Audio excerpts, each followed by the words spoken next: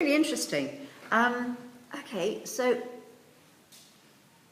I'm not totally sure I really understand why you went for this sector. Can you explain, please?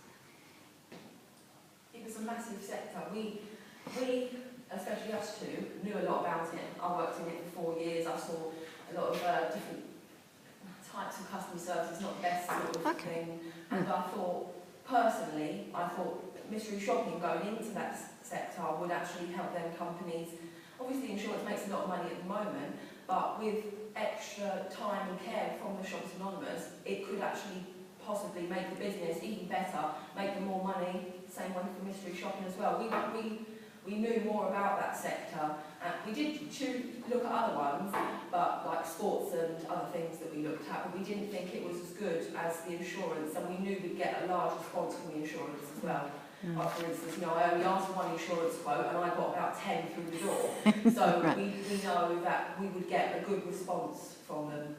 Okay. I think another reason was we wanted to choose a sector where there were sufficient players, for want of a better word, to be able to send enough emails out to get the response. Okay, good.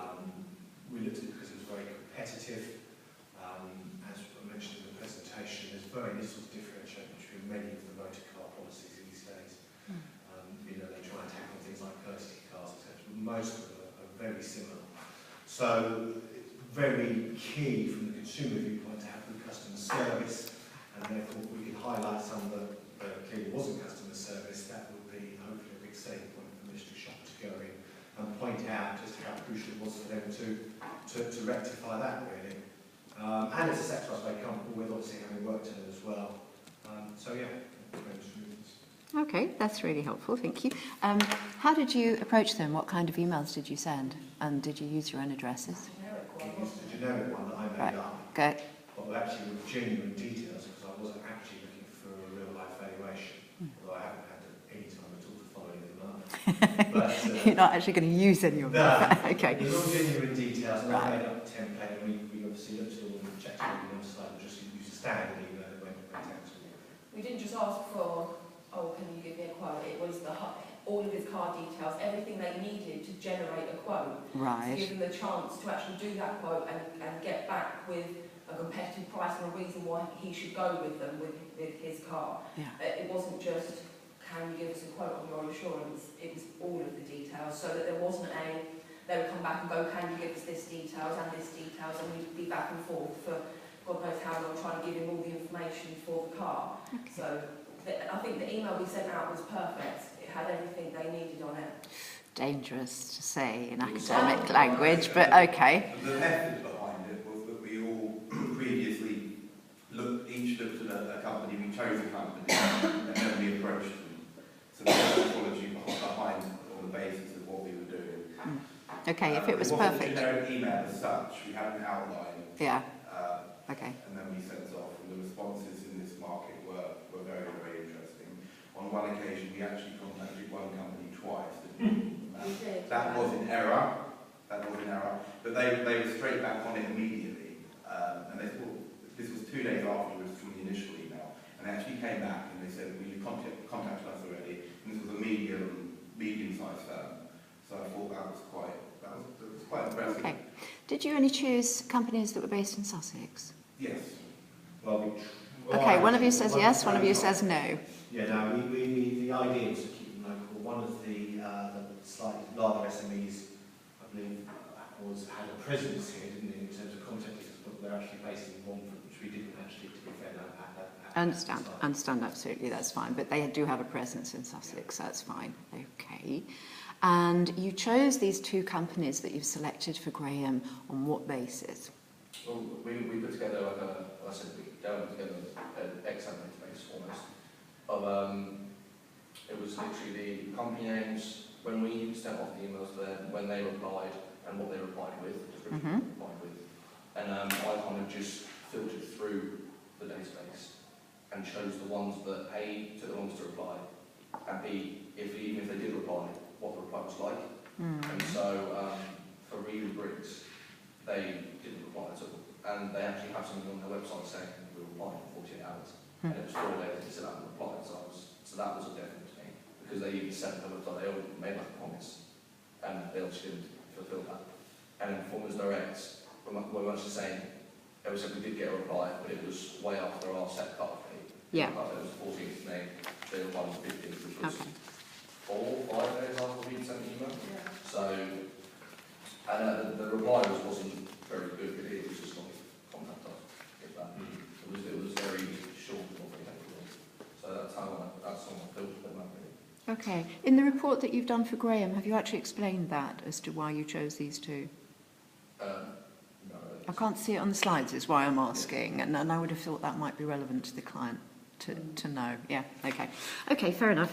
And one more. Yes, sorry, and then I will let Sue have a go. The stuff that you presented, Jamie, on psychoanalytic theory was really interesting. It's great to be able to talk at length about these theories. That's really good. Did you identify consumer behaviour literature that might have sat between psychoanalysis and the specific context of the task? I did, yes. I used Arnold, who Tony actually advised us to use. His book was Consumers, with Suzanne Carlin and Linda Price, co-authors. And it looked at the theory, because it's such a huge... The trouble I had initially was it's such a huge topic, and there's so much out there that isn't related to consumer behaviour in the market. And there's actually a lot of academic material out there, a lot of academic journals that I came across that actually said we do not have many theories for consumer behaviour. So that was my first obstacle. But when I went to read Arnold's book on the theories, it became clear that there had been research undertaken that were relating it to the task. So the theories that I present here have all been related realistically to businesses and the consumer behaviour. Okay, that's great. I mean, I would not quarrel with the fact that they are relevant, and you can find this in the consumer behaviour literature. I just didn't quite get the feel from the presentation that you'd made that link. Freud himself did not investigate consumer behaviour, so it's important not to say that. He actually was, you need to know where he did that research and why people use his theory in relation to this, which they do use. It's legitimate, it's just building the link. Okay, thank you very much. Right, thanks. Well, Sue's made quite a lot of the comments. What I felt about your presentation was that it was informed, but it was unfinished. And it was unfinished in the sense that what you were being asked to do was make a business case. And what I have written down, I think it's sort of summed up, this whole presentation is excellent context. But what you haven't done is go for the throat. You haven't said who, why, how we got there. And I think the sad thing is that you've actually done all of that. You just didn't put it up front for us to see. Now, you said you had done your thinking about which industries. We needed to see some of that. It's invisible. You haven't shown it to us because part of the confidence that Graham is going to get from your presentation is seeing how you've got there. Yeah. Not where you are, but how you got to where you are. And everything that you've said is valid and legitimate, but it's like looking at the surface and we don't know what happened before. And the what happened before gives confidence to, okay, this is good, I can use this. It's sort of suspended a bit, and it hasn't got any grounding. So... Can I politely disagree with you slightly? No, please do. Tell me why, if that's okay. No, that's fine. I think the fact that you talk about products are very similar, there's very little differentiate between them. And some of the comments from Colin Shaw of the BBC, where he talks about, little thoughts gives the customer experience, little trust shown in the customer. Many senior executives see the customers as transactional. Yeah, stop. Can I stop you there, Dom? What I'm saying is everything you've said is for me is absolutely relevant to the task. Yeah. So I agree with what you've put there. That's kind of why Absolutely. we did that. But what we needed to know, and this obviously was in your earlier group meetings, was what were your first thoughts? All right, what industries? Why are we not going with those industries? Right, yeah. Why? All we know is why you've chosen insurance, But what went before? Yeah. That's what I'm saying. Correct, It's, yeah. yes, Yeah. absolutely. This is where the contrast of the groups is interesting, because we get the whole route march with this group, and we see the methodology, we see how the elimination occurred and how you got to where you got. Yes. And this is why I think with this it's a very, very interesting contextual presentation. That's why I say contextual, because we haven't got what went before. We haven't got the decision making, as I say, route march. Why did we not go with the industries before? What is it about insurance? You were, I thought, fairly persuasive on that. But where you then didn't go was, well, what did we do? How did the email methodology work? What was the framework? What was the standard measurement? How did you get to your selection of your leads? And what is it about those leads that are going to make them good leads for Graham? That's the unfinished. And I'm sure it's all there. For your report, you just need to bring it forward. I think it got mixed up as well when we were talking. There is a link, but maybe it's not clearly, we're not clearly identifying it. Yeah. With Dominic as such saying about bad customer behaviour, Yeah. and then Alex saying measure up on what leads we chose. And Yeah. it was a measure up on customer satisfaction, how we felt, Yeah. how we saw ourselves as a consumer.